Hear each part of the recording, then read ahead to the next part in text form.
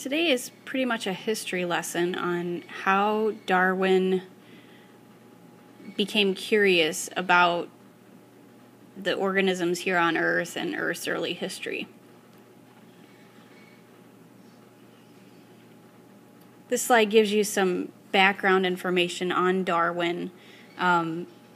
He lived at the time where people were really trying to figure out what happened with Earth, how did it develop, how it changes over time. And that process of change over time is called evolution.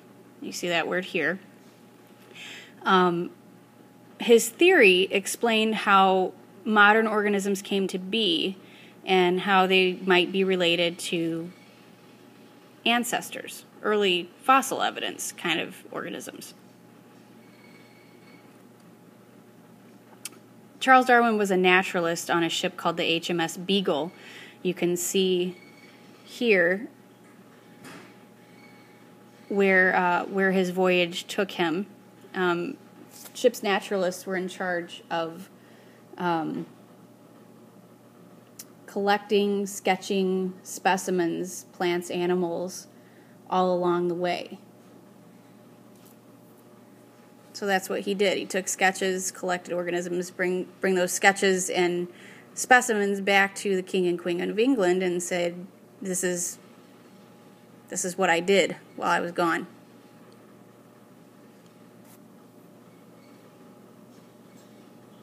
The main things that Charles Darwin noticed, these three main tenets: species vary globally, species vary locally, and species vary over time.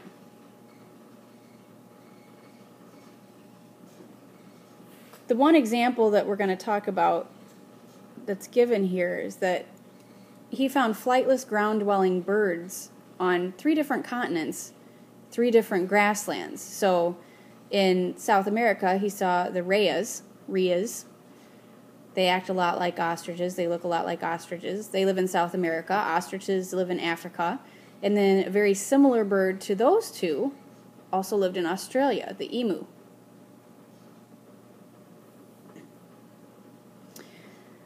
Darwin centered his research on the Galapagos Islands.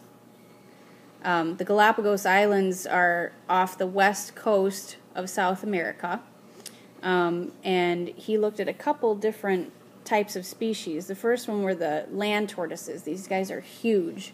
Land tortoises looked different on the different islands, yet they shared some similarities. So this is on Isabella Island. This is the Isabella Island tortoise. Pretty much a garden variety tortoise, except it's like 3 feet tall, 3 feet wide.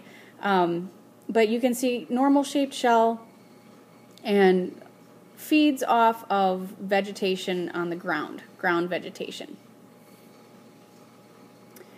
Darwin saw its cousin on Hood Island, a little bit different neck shape, a little bit different shell shape up here in the front. And other than that, there were some similarities. So Darwin was wondering, first of all, are these 2 tortoises related in some way? And second of all, is there a relationship between vegetation on which they feed? These guys on Hood Island, it's a dry island. They have to reach higher vegetation, whereas the Isabella Island tortoises eat off the ground. Is there a relationship between food that they eat and the different variations? Then he also looked at finches. Darwin's finches had different beak shapes. So based on the food that was available on the particular islands, the finches had different beak shapes. So he wondered about this also. Again, there were similarities that he saw, making him wonder if these are related. But then he saw the differences as well. Finally, Darwin saw that species vary over time. He looked at fossils. Fossils are preserved remains. And he compared this glyptodont fossil here, much larger than the armadillo. But they both have the body armor thing going on. So he wondered if there was some connection between them. He took all this information home, tried to figure it all out, and he eventually came up with his theory of natural selection, principles of natural selection. But main take-home message: species are not fixed, they can change by some natural process.